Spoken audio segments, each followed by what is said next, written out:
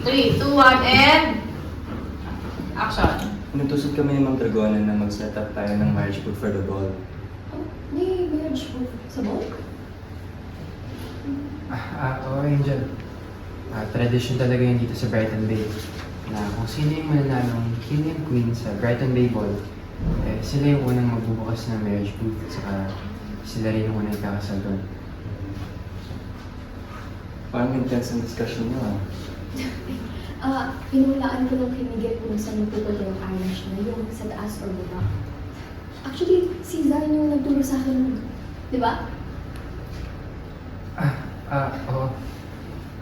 Ako nga pala nagturo sa inyo. Sige, tutusin mo yun. Next time, ikaw na yung